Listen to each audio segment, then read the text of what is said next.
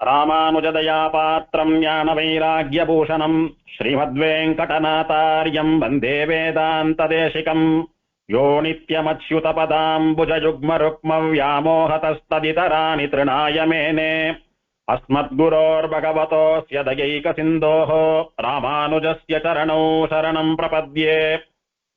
ஸ்ரீமத்யாமுனயோகீந்திரபதாம்போஜைகதாரகம் மாலாதர குரும் வந்தே திரமிடாம்நாய தேசிகம்.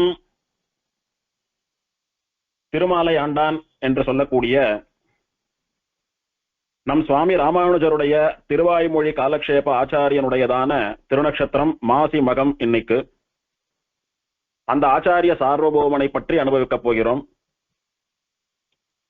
திருமாலை ஆண்டான்னு சொல்லக்கூடிய இந்த சுவாமி ஒரு சர்வதாரி வருஷம் மாசி மாசத்தில் மகம் நட்சத்திரத்தில் அழகர் கோயில்னு சொல்லக்கூடியதான திருமாலிருஞ்சோலை திவ்யதேசத்தில் பூர்வசிகால் அப்படின்னு சொல்லக்கூடிய முன்குடுமி அந்தனர் பரம்பரையில் பூர்வசிக ஸ்ரீ வைஷ்ணவ பிராமண குலத்தில் காஷ்யப கோத்திரத்தில் அவதாரம் பண்ணினவர் இந்த சுவாமி. இந்த சுவாமிக்கு ஆச்சாரியர் நம்முடைய பரமாச்சாரியரான யாமுன முனிவர்னு சொல்லக்கூடிய ஆளவந்தார். இதை இவருடைய தனியனே சொல்றது ஸ்ரீமத் யாமுன யோகீந்திர பதாம்போஜைக தாரகம். பெருமைமிக்க ஆளவந்தார்னு சொல்லக்கூடிய ஆச்சாரியர் இருக்கிறாரே, அவருடைய திருவடி தாமரைகள் ஒன்றையே தனக்கு தாரகமாக கொண்டவர். அப்படின்னா எப்படி நம்மாலே ஆகாரம் இல்லாமல் வாழ முடியாதோ அந்த மாதிரி ஆளவந்தாருடைய திருவடி சம்பந்தம் இல்லைன்னா இவரால் வாழ முடியாது. இவர் சரீரத்திலே ஆத்மாவானது தரிக்கும்படியாக இருப்பதற்கு காரணம் என்ன அப்படின்னா ஆச்சாரியரான ஆளவந்தாருடைய அனுகிரகமே அன்றி வேறில்லை அப்படின்னு சொல்லும்படியா அவர் திருவடிகள்ல அத்தனை பக்தியோடு கூட எழுந்தருள் இருந்த சுவாமி. இவருக்கு ஏன் திருமாலையாண்டான் அப்படின்னு பெயர் வந்ததுன்னு பார்த்தால் அதுக்கு ரெண்டு காரணங்கள் சொல்றா. ஒன்னும் இந்த சுவாமியினுடைய பரம்பரையிலே இவருடைய பெரியவர் ஒரு சுவாமிக்கு திருமாலை ஆண்டான் அப்படின்னு பெயர் ஏற்பட்டது. அதுல இருந்து இந்த சந்ததியிலே வரக்கூடிய பலருக்கும் திருமாலையாண்டான் அப்படின்னு பெயர் வைக்கிற வழக்கம் இருந்தது. அப்படி இந்த சுவாமியினுடைய பூர்வாள் ஒருத்தரோட பெயர் தான் இவருக்கு திருமாலையாண்டான்னு சூட்டப்பட்டதுன்னு ஒரு காரணம் சொல்றா. அது என்னன்னு அடியேன் சொல்றேன். இப்ப முதல்ல இந்த திருமாலையாண்டான்னு சொல்லக்கூடிய சுவாமிக்கு ஞான பூர்ணர் அப்படின்னு ஒரு திருநாமம் உண்டு, ஞானம் நிறைந்தவர் அப்படின்னு ஒரு திருநாமம் உண்டுன்னு சொல்றா. இந்த சுவாமியினுடைய மூதாதையர்கள்ல ஒரு சுவாமி பரம ஸ்ரீ வைஷ்ணவரா பரமைகாந்தியா இருந்தவர். அவருக்கு கண்ணுக்கு இனியான் அப்படின்னு பேரு. கண்ணுக்கு இனியான் சுவாமின்னு திருநாமம் அவருக்கு. அந்த சுவாமி திருமாலிருஞ்சோலையிலே அவதாரம் பண்ணி திருமாலிருஞ்சோலை அழகரிடத்திலே அளவில்லாத காதல் கொண்டிருந்த சுவாமி. தினமும் கோவிலுக்கு போய் பெருமாளை சேவிப்பார். பெருமாளுக்கு பல விதங்கள்ல கைங்கரியம் பண்ணினார். பெருமாளை பார்த்து பார்த்து பணிவிடை பண்ணக்கூடியது அவருக்கு வழக்கம். ஒரு சமயம் மலையாள மாந்திரீகர்கள் சில பேர் அஞ்சனம்னு சொல்லக்கூடிய மாய மந்திர மையை கண்ணிலே தடவிக்கொண்டு மாயாஜாலம் பண்ணினாலும், அதாவது அந்த மந்திர மைய அவ கண்ணுல தடவிண்டா அவ வேறு யார் கண்ணுக்கும் தெரிய மாட்டா, ஆனா அவ கண்ணுக்கு எல்லாம் தெரியும். அந்த மாதிரியான ஒரு மாந்திரிக மைய தடவிண்டு திருமாலிருஞ்சோலைன்னு சொல்லக்கூடிய அழகர் கோவிலுக்குள்ள நுழைஞ்சாலாம். எதுக்கு நுழைஞ்சா அப்படின்னா இந்த பெருமாள் இவ்வளவு சக்தி வாய்ந்த பெருமாளாக இருக்கிறாரு, இவருடைய அளவில்லாத தேஜஸை எல்லாம் அப்படி நாம திருடிண்டு போயிடணும். பெருமாளுடையதான தேஜஸ்னு சொல்லக்கூடியது பெருமாளுடைய சக்தி விசேஷம். அது அப்படியே ஒரு பூர்ண கும்பத்திலோ ஒரு தர்ப்பத்திலோ கடத்திண்டு போயிட்டா அதை இவ ஊர்ல போய் ஏதான விக்கிரகங்கள்ல பிரதிஷ்டை பண்ணி அந்த சக்தியினாலே பல காரியங்களை சாதிக்கலாம், அதை அவளுக்கு சாதகமா பயன்படுத்திக்கலாம் அப்படின்னு பெருமாளுடையதான தேஜஸ் அபகரிக்கணும்ன்ற எண்ணத்தோட வந்திருக்கா போல் இருக்கு சூழ்ச்சி பண்ணிண்டு. இதை கண்ணுக்கினியான் சுவாமி உணர்ந்தார், ஒருபடியா உணர்ந்தார். ஏதோ நடக்கிறது சரியில்லைன்னு தெரிஞ்சுட்டார் சுவாமி. பெருமாளுடையதான நியமனம் அப்படி இருந்தது அவருக்கு. உடனே இவர் என்ன பண்ணினார், தன்னுடைய விசேஷ சக்தியினாலே என்ன நடக்கிறதுன்னு பார்த்தார்.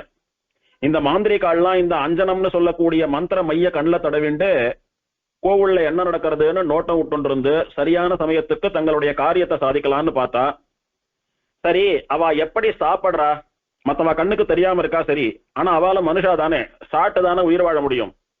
அவ எப்பவும் கோவில்லயே இருக்கா, எப்படி சாப்பிடுறான்னு பார்த்தா பெருமாளுக்கு பலி பீட்டத்திலே சமர்ப்பிக்கப்படுகிற பலி இருக்கு பாருங்க, அந்த பலி அன்னத்தை எடுத்து சாப்பிட்டு ஜீவிக்கிறா. ஏன்னா அர்ச்சக சுவாமி பலி சாதிச்சுட்டு பலிபீட்டத்துல பலி அன்னத்தை வச்சுட்டு வந்தா கொஞ்ச நேரத்துல பலி அன்னம் அப்படியே மறைஞ்சு போயிடுறது. அத்தனை பசி காத்துன்னு இருக்கா, உடனே சாப்பிட்டுறா. ஓஹோ, இது இவாளுடைய காரியம் தானா? இந்த பலி அன்னத்தை சாப்பிட்டு தான் இவா நமக்கே வேட்டு வைக்கும்படியான காரியங்கள்லாம் பார்த்துட்டு இருக்காளா? அப்போ இவாளை சுலபமா இங்க இருந்து அகற்றுவதற்கு இதை விட ஒரு சிறந்த வழி கிடையாது. என்ன பண்ணணும் அப்படின்னா, அந்த பலி பிரசாதத்தில அளவுக்கு அதிகமான காரம் உடைய மிளகு தூளை நன்னா கலந்துடணும். பலிசாதம்னு சொல்லக்கூடியது வெறும் சுத்தான்னம். அந்த சுத்தான்னத்திலே தாங்க முடியாத காரம் இருக்கும்படியா கைப்பொடி மிளகு பொடியை கலந்து வச்சுடணும். அப்படின்னு உள்ள மிளகு பொடியை அப்படியே அப்பி மேல வெறும் வெள்ளை சாதம் மட்டும் தெரியும்படியா பண்ணிவிட்டார். இவா பாக்குறதுக்கு வழக்கம் போல அந்த பலிசாதம் நினைச்சுட்டு பசிக்கிறதுன்னு அதை சாப்பிட வந்தா சாட்ட ஒரு க்ஷணத்துல காரம் அப்படி நாக்க எரியறது. இவால மீறி இவா கண்கள்ல ஜலம் அப்படி தாரதாரியா கொட்டுறது. அத்தனை காரம் கண்ணில் அப்படி ஜலம் ஆறு போல பெருகவே இவா கண்ணில் தீட்டின்னு இருந்த அந்த அஞ்சனமைன்னு சொல்லக்கூடிய மந்திரமை கரைஞ்சு போயிடுத்து. உடனே மத்தவா கண்ல இருந்து மறையும்படியான சக்தியை இவா இழந்தா. எல்லாருடைய கண்களுக்கும் தெரிய ஆரம்பித்தா. இப்போ இந்த சுவாமி என்னுடையதான யூகம் சரியா போயிடுத்து. இவா இந்த மாதிரி பெருமாளுடையதான ஏதோ ஒரு வஸ்துவை அபகரிப்பதற்காக நம் கண்ணிலெல்லாம் மண்ணை தூவிவிட்டு நாம விடுற பலி பிரசாதத்தையே சாப்பிட்டு இவா இங்க இருந்துட்டு இருக்கா அப்படின்னு எல்லாருக்கும் தெரியப்படுத்தி கோயில்காரா ஊர்க்காரா எல்லாருடைய சகாயத்தோடு கூட அவளை எல்லாம் உங்க எண்ணம் பலிக்காது, நாங்கெல்லாம் இருக்கிற வரைக்கும் ஒரு நாளும் அப்படி நடக்க விட மாட்டோம் அப்படின்னு சொல்லி அழகர் கோவிலை விட்டு துரத்தினாலாம். அப்போ இந்த மாதிரி பெருமாளுக்கு ஏதோ ஒரு கஷ்டம் அப்படின்னு வர சமயத்திலே அந்த கஷ்டத்தை தடுத்து நிறுத்தி திருமாலை ஆண்டவர். இவர் ஆண்டவர்னா பெருமாளுடைய மனசை கவர்ந்தவர், பெருமாளை ரட்சித்தவர், பெருமாளுக்கு ரட்சகராக இருந்தவர். பகவான் தானே பக்தாலை ரட்சிக்க வேணும் அப்படின்னா பரம பக்தாலா இருக்கக்கூடிய ஆழ்வார் ஆச்சாரியர்கள் எல்லாம் பகவானுக்கு ஒரு குறையும் வரக்கூடாது என்று வயிறு பிடித்து மங்களாசாசனம் பண்ணி தங்களுடைய மங்களாசாசனத்தினாலே பெருமாளை ரட்சித்திருக்கிறார்கள் அப்படின்னு பெரியாழ்வார் தொடக்கமா பல ஆழ்வார் சரித்திரங்களிலும் பல ஆச்சாரியர்கள் சரித்திரங்களிலும் நாம கேள்விப்பட்டிருக்கோம். அந்த மாதிரி திருமாலிருஞ்சோலை திருமாலை தன்னுடைய பக்தியாலே ஆண்டான் அப்படின்றதுனால இந்த கண்ணுக்கினியான் சுவாமிக்கு திருமாலை ஆண்டான் அப்படின்னு ஒரு பட்டப்பெயர் வந்தது. அப்படியே அவருடைய சந்ததியில வரவாளுக்கெல்லாம் பெரியவா பேரை வைக்கிறது அப்படின்னு சொல்லி ஒருத்தருக்கா அந்த பேரை வச்ச போது இந்த சுவாமிக்கும் திருமாலை ஆண்டான் என்கிற திருநாமம் வந்திருக்கிறதுன்னு ஒரு காரணம் சொல்றா. அந்த கண்ணுக்கினியான் சுவாமி பெருமாள் மேல இவ்வளவு பரிவா இருந்தபடியினால அவரை அழகர் கோவில்ல சுந்தரராஜ பெருமாளுக்கு புரோஹிதராக நியமித்தார்கள்னு சொல்றார். புரோஹிதர் அப்படின்னா பெருமாளுக்கு சங்கல்பத்தை எல்லாம் பண்ணி கொண்டு யாக யஜ்ஞாதி ஹோமாதி காரியங்களை எல்லாம் பண்ணக்கூடியவா, நபன திருமஞ்சனாதிகளை எல்லாம் பண்ணி வைக்கக்கூடியவா. எப்படியானா ஸ்ரீரங்கநாதனுக்கு ஸ்ரீரங்கேஷ புரோஹிதா அப்படின்னு பராசர பட்டர் புரோஹிதரா இருந்தாரோ, இன்னைக்கும் பராசர பட்டருடைய வம்சத்தை சேர்ந்தவா ஸ்ரீரங்கம் கோவில் புரோஹிதாலா இருந்துட்டு பெருமாளுக்கு பரிவோட கைங்கரியம் பண்ணிட்டு இருக்காளோ, அந்த மாதிரி திருமாலிருஞ்சோலை அழகர்னு சொல்லக்கூடிய சுந்தரராஜருடைய புரோஹிதராக இந்த திருமாலையாண்டான்னு சொல்லக்கூடிய சுவாமியை நியமிச்சா. அதுல இருந்து அவருடைய சந்ததியை சேர்ந்தவா இன்னைக்கும் திருமாலிருஞ்சோலையிலே திவதேசத்திலே பெருமாளுக்கு புரோஹிதாலா இருந்துட்டு பெருமாளுக்கு கைங்கரியம் பண்ணிட்டு வரான்னு சொல்லக்கூடிய விஷயம் லோக பிரசித்தமான விஷயம். இந்த சுவாமிக்கு, அதாவது ராமானுஜருடைய ஆச்சாரியரான திருமாலையாண்டானுக்கு திருமாலையாண்டான் என்று பெயர் ஏற்பட்டதற்கு இரண்டாவது காரணம் என்னன்னா, திருமாலை அப்படின்னு பெருமாளுக்கு சூட்டக்கூடிய புஷ்ப மாலையை குறிப்பிடுகிறோம். நாம போட்டுண்டா ஆபரணம், பெருமாள் சாத்திண்டா திருவாபரணம். அந்த மாதிரி பெருமாளுக்கு எதுனாலும் திரு அப்படின்னு உபச்சாரத்தோட சேர்த்து சொல்லக்கூடியது நம்ம வழக்கம். அதனால வெறும் புஷ்பமாலை நாம போட்டுக்கிறது, பெருமாளுக்கு சமர்ப்பித்தால் அது பாமாலைன்னு சொல்லக்கூடியதான திருமாலை. அப்படி சுந்தரராஜ பெருமாளான திருமாலுக்கு நிறைய திருமாலைகளை தொடுத்து பெரியாழ்வாரை போலே புஷ்ப கைங்கரியம் பண்ணி பூச்சரங்கள் என்ன, துளசி சரங்கள் என்ன, புஷ்ப மாலைகள் என்ன, இதெல்லாம் கட்டி தொடுத்து பெருமாளுக்கு சமர்ப்பித்த கைங்கரியத்தையும் இந்த சுவாமி பண்ணி கொண்டு வந்தாராம். அதனாலே திருமாலை ஆண்டான். திருமாலை அப்படின்னா பெருமாளுக்கு சூட்டப்படுகிற புஷ்பமாலை, ஆண்டான் அப்படின்ற வார்த்தைக்கு சுவாமின்னு அர்த்தம். தமிழ்ல ஆண்டான் அப்படின்னா சம்ஸ்கிருதத்திலே சுவாமி. மாலை கைங்கரியம் என்ற சுவாமின்னு அர்த்தம். திருமாலை ஆண்டான் அப்படின்னா அர்ச்சக சுவாமி, மடப்பள்ளி சுவாமின்னு சொல்றது போல மாலை கைங்கரியம் என்ற சுவாமின்னு அர்த்தம். இதை இவருடைய தனியன் காட்டுறது. மாலாதர குரும் வந்தே அப்படின்னு. மாலாதர குரு, மாலாதரர் அப்படின்னா பெருமாளுக்கு புஷ்ப மாலைகளை தொடுத்து கைங்கரியம் பண்ணக்கூடியவர், அவர் ஆச்சாரியருமானவர் அப்படின்னு அந்த சுவாமியினுடைய தனியன் காட்டுறது. இப்படி இந்த சுவாமிக்கு ரெண்டு காரணங்கள் இந்த திருநாமம் ஏற்படுவதற்கு. இவர் நம்முடைய பூர்வாச்சாரியரான சுவாமி ராமானுஜருக்கு ஆச்சாரியர். ஆளவந்தார் பரமபதித்த பின்பு ராமானுஜர் ஸ்ரீரங்கத்துக்கு போய் நித்தியவாசம் பண்ணிட்டு இருக்கார். ஸ்ரீரங்கத்துல ராமானுஜர் அவருடைய மடத்துல இருந்து ஸ்ரீ வைஷ்ணவ சம்பிரதாய பிரச்சாரம் பண்ணிட்டு இருக்கார். அப்போ திருக்கோட்டியூர்ல இருந்து ஆளவந்தாருடைய சிஷ்யரும் ராமானுஜருடைய ஆச்சாரியருமான திருக்கோட்டியூர் நம்பி இந்த திருமாலையாண்டான் சுவாமியையும் கூட அழைச்சிண்டு ஸ்ரீரங்கத்துக்கு ராமானுஜருடைய மடத்துக்கு வந்தார். வந்து ராமானுஜர் முன்னால நிக்கிறார். ஆளவந்தார் இடத்திலே காலக்ஷேபம் பண்ண சுவாமிகளா இருக்கக்கூடிய இந்த ரெண்டு பேரையும், திருக்கோட்டியூர் நம்பியையும் திருமாலையாண்டானையும் ராமானுஜர் சாஷ்டாங்கமா சேவிக்கிறார். ஏன்னா ராமானுஜர் சன்னியாசியா இருந்தாலும் திருக்கோட்டியூர் நம்பி இவருக்கு ஆச்சாரியர், அதனால சேவிக்கிறார். சேவிக்கிற போது திருக்கோட்டியூர் நம்பி சொல்றார், இந்த சுவாமிக்கு திருமாலையாண்டான்னு பேரு, இவர் மகாஜானி, ஆளவந்தாரிடத்தில திருவாய்மொழி காலக்ஷேபத்தை ரொம்ப ஆச்சரியமாக கேட்டவர். இவர் இங்கேயே இருந்து உங்களுக்கு திருவாய்மொழி முழுதுக்கும் காலக்ஷேபமாக அர்த்த விசேஷங்களை எல்லாம் சாதிப்பார். எங்களுக்கெல்லாம் ஆளவந்தார் திருவாய்மொழிக்கு என்ன விசேஷார்த்தங்களை சொன்னாரோ அது மொத்தத்தையும் உங்களுக்கு பூரணமாக இவர் சொல்லுவார். இவரிடத்திலே நீங்கள் திருவாய்மொழி காலக்ஷேபம் கேட்க வேண்டியது அப்படின்னு ராமானுஜருக்கு திருமாலையாண்டானை காட்டி கொடுத்தார் திருக்கோட்டியூர் நம்பி. அந்த நியமனப்படி திருமாலையாண்டானும் கூட ஸ்ரீரங்கத்திலேயே பூரணமா வாசம் பண்ணிட்டு இருந்து திருவாய்மொழி முழுக்க காலக்ஷேபம் சொல்லி சாத்துமர பண்ணிட்டு தான் ஸ்ரீரங்கத்தை விட்டு புறப்பட்டார். இப்படி ராமானுஜர்னு சொல்லக்கூடிய ஆச்சாரியருக்கு திருவாய்மொழின்னு சொல்லக்கூடிய தமிழ் வேதத்தை அனுகிரகம் பண்ணின ஆச்சாரியரானபடியினாலே இவருக்கு திராமிடாம்நாய தேசிகன் அப்படின்னு திருநாமம். தேசிகன் அப்படின்னா ஆச்சாரியன், ஆம்நாயம்னா வேதம், திராமிடம் அப்படின்னா திராமிட பாஷையிலே வழங்கப்படுவது, அதாவது தமிழ் மொழியிலே இருக்கக்கூடியது. திருவாய்மொழிக்கு தமிழ்மறை தமிழ் வேதம்னு பேரு. தமிழ் வேதம் அப்படின்ற தமிழ் சொல்லுக்கு திராமிடாம்நாயம் அப்படின்னு சம்ஸ்கிருதத்திலே பேர் சொல்லலாம். அந்த திராமிடாம்நாயம்னு சொல்லக்கூடிய தமிழ் வேதத்தினுடைய அரும்பொரும் அர்த்தங்களை எல்லாம் ராமானுஜருக்கு உபதேசம் பண்ணின ஆச்சாரியர் இவர். அதனாலே திராமிடாம்நாய தேசிகன் அப்படின்னு இந்த சுவாமிக்கு திருநாமம். ராமானுஜருக்கு சம்ஸ்கிருத ஆம்நாயம்னு சொல்லக்கூடியதான பிரம்மசூத்திரம் முதலான அர்த்தங்களை எல்லாம் காலக்ஷேபமாக உபதேசித்தவர் சுவாமி பெரிய நம்பிகள். தமிழ் வேதமான திருவாய்மொழியினுடைய அர்த்த விசேஷங்களை எல்லாம் பூரணமாக காலக்ஷேபம் சாதித்தவர் இந்த திருமாலையாண்டான். அதனாலே இவர் தமிழ் வேதம் காலக்ஷேபம் சொன்ன திராமிடாம்நாய தேசிகன். இதை இவருடைய தனியன் காட்டுறது. மாலாதர குரும் வந்தே திராமிடாம்நாய தேசிகம்.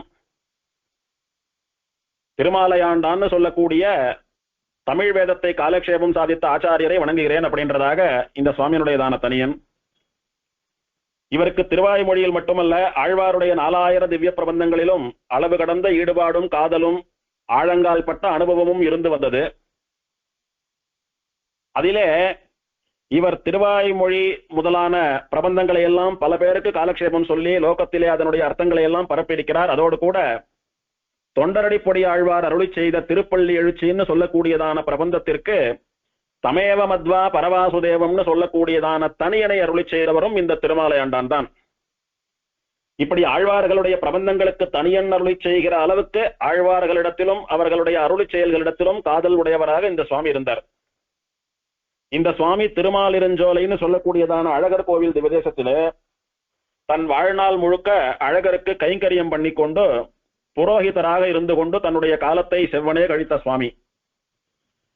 அப்படியா இருக்கிறச்ச இவருடையதான பக்தியை உலகத்துக்கு தெரியப்படுத்த வேணும் அப்படின்னு பெருமாள் ஒரு நாள் சங்கல்பம் பண்ணினான்.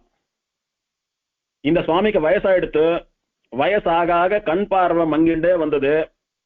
திருமாலிருஞ்சோலைன்னு சொல்லக்கூடிய அழகர் கோயில் இப்பவே நகரத்தெல்லாம் விட்டு தனியா காடு போல இருக்கக்கூடிய இடத்துலதான் இருக்கு. இப்ப வானும் நல்ல சாலை வசதி மின்சார வசதிகள்லாம் இருக்கு. ஆனால் இவர் ராமானுஜரை காட்டிலும் வயசுல மூத்தவர். சுமார் இப்போது இந்த சுவாமி இருந்திருந்தால் இவருக்கு ஒரு 1050 1100 அந்த மாதிரி வயசு கூட இருக்கும். அத்தனை வருஷத்துக்கு முன்னால அழகர் கோயில் எப்படி இருந்திருக்கும் யோசிச்சு பாருங்க. மின்சாரம் கிடையாது, சாலை வசதிகள் கிடையாது, எத்தனை காடா இருந்திருக்கும். அந்த காட்டுல மலை மேல எழுந்தருளி இருக்கக்கூடிய அழகருக்கு போய் திருவாராதனம் பண்ணிட்டு அப்படியே நிதானமா மலைப்படிகள் எல்லாம் இறங்கி அத்தனை பெரிய கோயிலை கடந்து ஆத்துக்கு வரணும் இந்த சுவாமி. அத்தனை வயசானவர், அத்தனை இருட்டுல, மின்சார வசதி இல்லாத காலத்துல ராத்திரி அர்த்தஜாம பூஜை எல்லாம் முடிச்சுட்டு 9 மணி 9:30 மணிக்கு ஆத்துக்கு வரச்ச இந்த சுவாமிக்கு எப்படி கண் தெரியும்? அதனால வயசான காலத்துல இவருக்கு வழிகாட்டுறதுக்காக தீவட்டி பிடிச்சி வழிகாட்டுறதுக்காக ஒரு சிஷ்யனை வேலைக்கு வச்சுட்டார். சிஷ்யன் அப்படின்னா இந்த சுவாமியினிடத்துல பஞ்சசம்ஸ்காரம்னு சொல்லக்கூடிய சமாசிரயணத்தை பண்ணிக்கொண்டு வைஷ்ணவனா இருந்துட்டு பெருமாளை சேவிச்சுண்டு இந்த ஆச்சாரியனுக்கு சொல்லக்கூடிய ஏவல் கைங்கரியங்களை எல்லாம் பண்ணிக்கொண்டு முக்கியமா ராத்திரியில தீவட்டி பிடிக்கிறதுன்னு இந்த சுவாமிக்கு வழிகாட்டி கொண்டு வரக்கூடிய ஒரு சிஷ்யர் அவர், ஒரு பாகவதர் அவர். அவருக்கு இந்த சுவாமி சமாசிரயணம் பண்றச்ச அழகருடைய பெயரான சுந்தரராஜன் அப்படின்ற பெயரையே வச்சிருந்தார். அவருக்கு திருவடி பிச்சன் அப்படின்னு பேரு. திருவடி பிச்சன் அப்படின்னா சுவாமி திருவடிகளுக்கு நேர அப்படி தீவட்டியை காட்டிண்டே வரக்கூடியவர். ஸ்ரீரங்கத்துல திருவிளக்கு பிச்சன் அப்படின்னு ஒரு சுவாமி இதே மாதிரி இருந்தார், கைங்கரியம் பண்ணக்கூடிய பாகவதோத்தமர். அவர் பெரிய பெருமாளுக்கு தீவட்டி பிடிக்கக்கூடியவர். அவரோட பெரிய பெருமாள் பேசியிருக்கார். அவருக்கு திருவிளக்கு பிச்சன்னு பேரு, இவருக்கு திருவடி பிச்சன்னு பேரு. திருமாலையாண்டான் சுவாமி ஆத்துக்கு நடந்து வரச்ச இருட்டுல அப்படியே அவர் திருவடிக்கு நேர பந்தம் பிடிச்சிட்டு வருவார். அந்த வெளிச்சத்தை பார்த்துட்டே சுவாமி நிதானமா ஆத்துக்கு வந்து சேர்ந்துருவார். அவர் தான் ஆத்துக்கு அழிச்சுட்டு வந்து விடுற வழக்கம். அந்த மாதிரி ஒரு நாள் என்ன ஆச்சு, ராத்திரி திருவாராதனம் எல்லாம் முடிஞ்சு பெருமாள் சயனிச்சுட்டு அர்த்தஜாமம் முடிஞ்சு கோவில் சாத்திட்டு ஆத்துக்கு வர வேண்டிய சமயம் சுவாமி வந்துட்டார். எப்பவும் வழக்கமா தீவட்டியோட புடிச்சுட்டு நிக்கிற சிஷ்யனை காணலங்க. 2-3 முறை சுவாமி சுந்தரராஜா சுந்தரராஜான்னு கூட்டார். 2-3 முறை கூட்டா விட்டு சிஷ்யன் அப்படியே தீப்பந்தத்தை புடிச்சுட்டு பதறி போய் ஓடி வந்தான். வந்து கையை கூப்பி சுவாமியை சேவிச்சுட்டு, சுவாமி க்ஷமிக்கணும், ஏதோ கொஞ்சம் காரியமா இருந்துட்டேன், வாங்க போலாம் அப்படின்னு சுவாமி ஆத்துக்கு அழிச்சுட்டு போய் விட்டான். சுவாமி ஆத்துக்கு போய் சேர்ந்தா விட்டு சுவாமியை விழுந்து சேவிச்சான். சுவாமி ஆசீர்வாதம் பண்ணி அனுப்பி வச்சார். அடியன் போயிட்டு வரேன் சுவாமி, ஆத்துக்கு போறேன்னு வந்துட்டான் சிஷ்யன். சுவாமியை சேனிச்சுட்டார். மறுநாள் கார்த்தால தீர்த்தாமாடி அனுஷ்டானங்கள்லாம் பண்ணிட்டு சுவாமி கோவிலுக்கு போயிட்டார். கோவிலுக்கு போயிட்டு மத்தியானம் சாப்பிட ஆத்துக்கு வரச்ச சிஷ்யன் வந்து சுவாமியை திரும்பவும் சேவிச்சான். சுவாமி என்ன மன்னிக்கணும், அடியன் அபசாரம் பண்ணிவிட்டேன்னா. என்னடா கண்ணா நீ என்ன பண்ணின, நான் ஏன் உன்னை மன்னிக்கணும் அப்படின்னு கேட்டார் சுவாமி. இல்ல சுவாமி, உங்களுக்கு வயசான காலத்துல கண் பார்வை தடமாட்டமா இருக்கு, நான் நல்லபடியா தீவட்டி பிடிச்சி ஆத்துக்கு அழிச்சுட்டு வரணும்னு தான் என்ன இந்த கைங்கரியத்துல நியமிச்சுங்கோ. ஆனா நேத்து எனக்கு என்னமோ உடம்பு ஒரு மாதிரி பண்ணிட்டு நான் நேற்று சாயங்காலமே படுத்துட்டேன், ராத்திரி ரொம்ப நேரம் தூங்கி போயிட்டேன். அதனால என்னால உமக்கு தீவட்டி பிடிச்சி வழிகாட்டுறதுக்கு நேற்று வர முடியல, அதுக்காக மன்னிக்கணும். சரி அது போட்டோம் சுவாமி, நேற்று எப்படி ஆத்துக்கு வந்தங்கோ, யார் வந்து உங்களை அழிச்சுட்டு வந்தா அப்படின்னு சிஷ்யன் கேட்டேன். அப்ப சுவாமி சொன்னார், என்னடா சொல்ற, நீ தான் வழக்கம் போல வந்து அழிச்சுட்டு வந்து என்ன சேவிச்சுட்டு ஆத்துக்கு போயிட்டு வரேன், நியமனம் எல்லாம் கூட வாங்கிட்டு போனேன். இப்ப என்னமோ நீ வராத மாதிரி கேட்கறிய, என்னாச்சு உனக்குன்னு கேட்டார். இல்ல சுவாமி, சத்தியமா அடியன் வரலன்னா சிஷ்யன். அப்போ சுவாமி ஒரு நிமிஷம் வந்த சிஷ்யன் அப்படி தியானம் பண்ணி பார்த்தார். வழக்கமா அவன் கண்கள்ல இருக்கக்கூடியதான தேஜஸை விட பல மடங்கு தேஜஸ் இருக்கு அப்படின்னு நேத்தே நினைச்சுட்டேன். சாட்சாத் அந்த திருமாலிருஞ்சோலை கல்லழகர்னு சொல்லக்கூடிய சுந்தரராஜ பெருமாளே நான் சுந்தரராஜா அப்படின்னு கூட்ட போது திக்கில்லாதவாளுக்கெல்லாம் தெய்வம் துணைன்னு சொல்றது போல நீ வராதபடியினாலே அவன் பேரை வச்சுருக்கிற உனக்கு பதிலா அவனே வந்து எனக்கு அனுகிரகம் பண்ணி வழிகாட்டி இருக்கான் பெருமாள். பக்தாலான நாமெல்லாம் பகவானுக்கு கைங்கரியம் பண்ண வேண்டி இருக்க, இப்படி பகவானும் அடியேன் மீது அளவில்லாத கருணை கொண்டு எனக்கும் தீவட்டி பிடித்து எனக்கும் வழிகாட்டியாக இருந்தானே அப்படின்னு அந்த சுவாமி நெகிழ்ந்து போயிட்டாராம். இப்படி திருமாலிருஞ்சோலை சுந்தரராஜ பெருமாளை தன்னுடைய பக்தியினாலே தன்னுடைய கைங்கரியத்தினாலே ஆண்டான் இந்த சுவாமி. அதனாலே இவருக்கு திருமாலை சுந்தரராஜ பெருமாளை ஆண்டான், ஆண்டவர் அப்படின்ற காரணத்தோடு கூட திருமாலை ஆண்டான்னு பேர் வந்தது. இப்படி ஆச்சரியமா பகவானுடைய கிருபைக்கு பாத்திரமானவர் இந்த சுவாமி. இந்த சுவாமி இப்படி வயசான காலத்திலும் கூட விடாத பெருமாளுக்கு கைங்கரியம் எல்லாம் பண்ணிட்டு இருந்து இந்த நிகழ்ச்சி நடந்தாவிட்டு பெருமாள் மூலவரான அழகருடைய திருவடிகள்ல போய் தலைய வச்சுட்டு கதறி அழறர். பிரபு, தேவதேவா, எம்பெருமானே, நாங்க உனக்கு கைங்கரியம் பண்ண வேண்டியிருக்க நீ உன் கையால எனக்கு திருவடி வந்தம்னு சொல்லக்கூடிய தீவட்டியை பிடிச்சுட்டு வந்தியா? என்னே உன்னுடைய கருணை, நீ என்ன பக்தாளுக்கு இப்படி இறங்கி அனுகிரகம் பண்றியே, ஒன்னாட்டமா உத்தமமான தெய்வம் இன்னொன்னுத்த பார்க்க முடியுமோ? உன்னுடைய பக்தனா இருக்கிறதுல நான் பெருமைப்படுறேன். போரும், என்னால இந்த வயசான காலத்துல பார்வை தடுமாட்டத்தோடு கூட இந்த லோகத்துல இருக்க முடியல, உன் திருவடி சேர்த்துக்கோன்னு பெருமாளை பிரார்த்திக்கிறார் சுவாமி. பிரார்த்திச்சுட்டு பெருமாளை சேவித்தார்.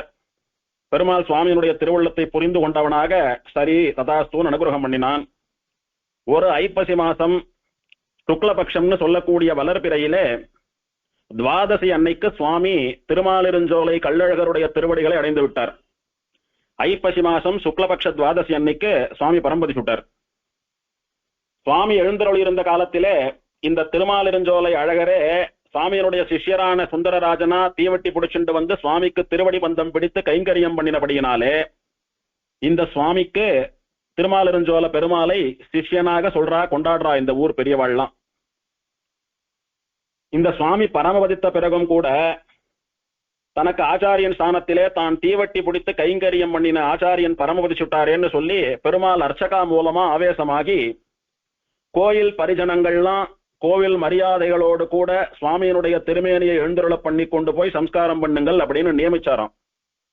அதனால அந்த சுவாமி பரம்பு அன்னைக்கு கோயில் வாத்தியங்கள், கோயில் குடை, கோயில் தீவட்டி, இந்த மாதிரி கோவில் மரியாதைகளை எல்லாம் ஏழை பண்ணிட்டு போய் அந்த சுவாமியினுடைய திருமேனிக்கு பெருமாளுடைய பரிவட்டம், திருமாலை, திருத்துழாய், சந்தனம், திருமடப்பள்ளியிலிருந்து கொண்டு வரப்பட்ட அக்னி, இந்த மாதிரி உத்தமமான ஒரு மரியாதை வரிசைகளோடு கூட அந்த சுவாமியினுடைய திருமேனியானது சம்ஸ்காரம் பண்ணப்பட்டது அன்னைக்கு.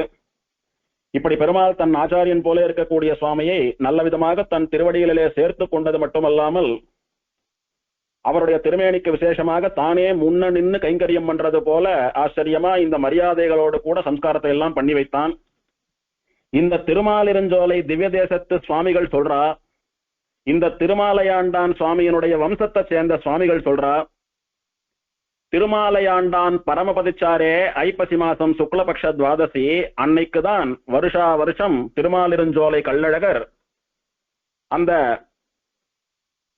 விஷபாத்ரின்னு சொல்லக்கூடிய திருமாலிருஞ்சோல மலைக்கு உச்சிக்கு போய் அங்கே சிலம்பாறுன்னு சொல்லக்கூடிய நூபுர கங்கா தீர்த்தம் ஓடுறது, அந்த தீர்த்தத்துக்கு கீழே தைலகாப்பு உற்சவம் கண்டருளி பெருமாள் தலைக்கு தீர்த்தம் ஆடுறார். அன்னைக்கு இந்த சிலம்பாறுன்னு சொல்லக்கூடிய நூபுர கங்கை ஒரு 4 கால் மண்டபத்துல ஒரு சின்ன கோமுகி போல இருக்கக்கூடியதான ஒரு துவாரத்தில இருந்து ஜலம் கொட்டும், எல்லா நாளும் கொட்டும். அன்னைக்கு ஒரு நாள் பெருமாளை அந்த மண்டபத்துக்கு அழிச்சுட்டு போய் அவருக்கு தலையில சௌரி எல்லாம் சாத்தி, தலையில பெருமாளுக்கு தைலம்னு சொல்லக்கூடிய எண்ணெய் காப்பெல்லாம் சாத்தி பெருமாளுக்கு தலையெல்லாம் பின்னி விட்டு தைல காப்பு உற்சவம்னு ரொம்ப விசேஷமா நடக்கிறது. பெருமாளுக்கு நடக்கக்கூடிய இந்த தைல காப்பு உற்சவத்தை சேவிக்கிறதுக்கே 2 கண்ணு போராது நமக்கு. அப்படி விசேஷமா பெருமாள் தன்னுடைய கேசத்திற்கு தைலம் எல்லாம் கூட சாத்தி கொண்டு தீர்த்தமாடுவதற்கு சித்தமாக இருக்கக்கூடிய சமயத்தில இந்த நூபுர கங்கா தீர்த்தம் கொட்டக்கூடியதான 4 கால் மண்டபத்துல அந்த தீர்த்தம் கொற்ற துவாரத்துக்கு நேர பெருமாளுடைய தலை படும்படியா பெருமாளை எழுந்தருள பண்ணிவிடுறா. மணிக்கணக்கில் 4 மணி 5 மணி காலம் பெருமாள் தலையில அப்படியே தீர்த்தம் அழகா பட்டுண்டே இருக்கு. அந்த தீர்த்தம் அப்படியே பெருமாள் தலையில கொட்ட கொட்ட அந்த தீர்த்தத்துக்கு பின்னால பெருமாளுடைய திருமுக மண்டலத்தை சேவிக்கிற போது கள்ளும் கூட கரைந்து விடும். அன்னைக்கு பெருமாள் மேல படக்கூடிய அந்த தீர்த்தம் பெருமாளுடைய திருமேனி தீர்த்தமா, திருமஞ்சன தீர்த்தமா, ஸ்ரீபாத தீர்த்தமா, அன்னைக்கு பெருமாளை சேவிக்கிற அடியவர்கள் அத்தனை பேருக்கும் தலையிலே சேர்க்கப்படுகிறது அர்ச்சக சுவாமிகளாலே. பெருமாள் தலையில பட்டு தீர்த்தம் அப்படியே முன்னால செதறும். அந்த பெருமாள் திருமேனி சம்பந்தம் உள்ள தீர்த்தத்தை அர்ச்சக சுவாமிகள் வட்டில்ல புடிச்சு சேவிக்கிற பக்தாளுக்கெல்லாம் தலையில கொட்டி விடுவா. அது பெருமாளுடைய ஸ்ரீபாத தீர்த்தத்தை அர்ச்சகா நமக்கு பண்ணக்கூடிய ஆசீர்வாதம். அது இப்படி அந்த உற்சவம் விசேஷமா நடக்கிறது. அது தன்னுடைய ஆச்சாரியனாக இருக்கக்கூடிய திருமாலையாண்டான் பரமபதித்த அன்னைக்கு பெருமாள் தலைக்கு எண்ணெய் தேய்த்து கொண்டு தீர்த்தமாடுகிறார். அதனாலதான் அந்த உற்சவம் ஏற்பட்டதுன்னு திருமாலையாண்டானுடைய வம்சத்தை சேர்ந்த சுவாமிகளும் திருமாலிருஞ்சோலை திவ்யதேசத்து சுவாமிகளும் தெரிவிக்கிறார்கள். இப்படி ஒரு பக்தரை ஆச்சாரியனாக ஏற்ற அவருக்காக உற்சவம் எல்லாம் கூட பண்ணிக்கொள்ளக்கூடிய பெருமாள் நம்முடைய திருமாலிருஞ்சோல பெருமாள். இந்த திருமாலையாண்டான் சுவாமிக்கு திருமாலிருஞ்சோலையில் அழகர் கோயிலில் ஆண்டாள் சன்னதிக்கு முன்னாலே சன்னதி இருக்கிறது. அழகரை சேவிச்சுட்டோ கல்யாண சுந்தரவள்ளி தாயாரை சேவிச்சுட்டோ அப்படியே பிரதட்சிணமா வந்தோமானா ஆண்டாள் சன்னதி உண்டு. ஆண்டாளை சேவிச்சுட்டோ ஆண்டாளுக்கு முன்னால இருக்கக்கூடிய மண்டபத்திலே ஆண்டாளுக்கு இடது புறத்திலே சவத்தை ஒட்டினாப்புல ஒரு திண்ண போல இருக்கும். அங்க ஒரு சின்ன சன்னதி இருக்கும், கம்பி கதவு போட்டு சாத்தி வச்சிருப்பா. அங்கே ஒரு வேணுகோபாலன் சேவை சாதிக்கிறார், ஒரு ரிஷி சேவை சாதிக்கிறார். அவரோடு கூட கைய கூப்பிண்டு நின்ன திருக்கோலத்திலே இந்த சுவாமி திருமாலையாண்டானும் சேவை சாதிக்கிறார். அங்க மட்டும்தான் அந்த சுவாமிக்கு விக்கிரகம். கோவில்கள்ல திருமாலையாண்டான சேவிக்கணும்னா அழகர் கோவில்ல மட்டும்தான் சேவிக்க முடியும். அவசியம் இந்த முறை அழகர் கோவிலுக்கு போனா நம்முடைய பூர்வாச்சாரியரான ஸ்ரீபாஷ்யக்காரரான ராமானுஜருடைய ஆச்சாரியரான சுவாமி திருமாலையாண்டானையும் இந்த தனியனை சொல்லி அவசியம் பாகவதால் சேவிச்சுட்டு வரணும்னு பிரார்த்திக்கிறேன். ராமானுஜருக்கு இந்த சுவாமியினிடத்துல தீராத பக்தி, ஆச்சாரியன்னு சொல்லக்கூடியதான பக்தி. அதே பக்தியினாலே இந்த திருமாலையாண்டானுடைய திருக்குமாரரான சுந்தர தோளுடையார் அப்படின்னு சொல்லக்கூடிய சுவாமியினிடத்திலே அளவில்லாத கருணை ராமானுஜருக்கு. திருமாலையாண்டானுடைய சிஷ்யர் ராமானுஜர், திருமாலையாண்டானுடைய குமாரர் சுந்தர தோளுடையாரோ ராமானுஜருடைய சிஷ்யர். அதனால ராமானுஜர் 74 சிம்மாசனாதிபதிகள்ல ஒருத்தரா திருமாலையாண்டானுடைய குமாரரான சுந்தர தோளுடையாரை நியமித்தார். இன்னைக்கும் திருமாலையாண்டானுடைய வம்சத்தை சேர்ந்த சுவாமிகள் திருமாலிருஞ்சோலையிலே தங்கிக் கொண்டோ நித்தியவாசம் பண்ணிக்கொண்டோ சுந்தரராஜ பெருமாளுக்கு புரோகிதாலா இருந்துட்டு நித்திய கைங்கரியம் பண்ணிட்டு வரா. கோவில்ல விசேஷமான மரியாதைகளை எல்லாம் அனுபவித்துக் கொண்டு வருகிறார்கள். லோகமே கொண்டாடக்கூடிய சித்ரா பௌர்ணமி அன்னைக்கு அழகர் ஆற்றிலே இறங்கக்கூடிய உற்சவத்துக்கு பல்லத்துல எழுந்தருள்றார் பாருங்கோ. அந்த பெருமாளுடைய பல்லக்குக்கு முன்னாலேயே இந்த திருமாலையாண்டானுடைய வம்சத்தை சேர்ந்த சுவாமியினுடைய பல்லக்கு போகுமா. முதல்ல திருமாலையாண்டான் சுவாமி பல்லக்குல போவார், அவருக்கு பின்னால பெருமாள் பல்லக்குல எழுந்தருள்வர். இதுக்கு மதுரையில ஒரு பழமொழி கூட சொல்றா, ஆண்டான் பல்லக்கு முன்னே அழகர் பல்லக்கு பின்னே அப்படின்னு. திருமாலையாண்டான் பல்லக்கு முன்ன போறது, அழகர் பல்லக்கு பின்ன வர்றது அப்படின்னு சொல்லக்கூடிய அளவுக்கு பெருமாளை அனுதினமும் பிரியாமல் கூடவே போய் ரட்சிக்கக்கூடிய தாய் போலே பரிவோடு கூட கைங்கரியம் பண்ணக்கூடிய சுவாமி இந்த திருமாலையாண்டான் அப்படின்றது அவருடைய சந்ததிகள் வரைக்கும் இன்னைக்கு பரவி இருக்குன்னு சொன்னா அது அந்த சுவாமியினுடைய பெருமை அப்படின்னு தான் சொல்லணும். இப்பேற்பட்டதான சுவாமியை இன்று நாம் ஸ்மரித்துக் கொண்டோம். அவருடைய அனுகிரகத்தினாலே நமக்கு எல்லா ஞானமும் ஏற்பட்டு திருவாய்மொழியினுடைய அர்த்த விசேஷங்கள்லாம் புரியும்படியாக எம்பெருமான் சுந்தரராஜனுடைய அனுகிரகம் நமக்கெல்லாம் ஏற்படும்படியாக பிரார்த்தித்துக் கொண்டு அமைகிறேன். ஸ்ரீமத்யாமுன யோகீந்திர பதாம்போஜைகதாரகம் மாலாதர குரும் வந்தே திராமிடாம் நாயதேசிகம். ஆளவந்தார்னு சொல்லக்கூடிய ஆச்சாரியருடைய திருவடி தாமரைகளிலேயே நோக்கமுடையவரும் எம்பெருமானுக்கு திருமாலை சமர்ப்பித்த கைங்கரியம் பண்ணினபடியினாலே மாலாதரர் திருமாலை ஆண்டான் என்கிற பெயரை பெற்றவரும் ராமானுஜருக்கு திருவாய்மொழி முதலான காலக்ஷேபங்களை அருளி செய்து திராமிடாம் நாயதேசிகன் என்று பெயர் பெற்றவருமான குருவை நான் வணங்குகிறேன் அப்படின்றதா இந்த தனியனுக்கு அர்த்தம். திருமாலையாண்டான் திருவடிகளே சரணம். எம்பெருமானார் சீரார் தூப்புள் திருவேங்கடமுடையான் திருவடிகளே சரணம்.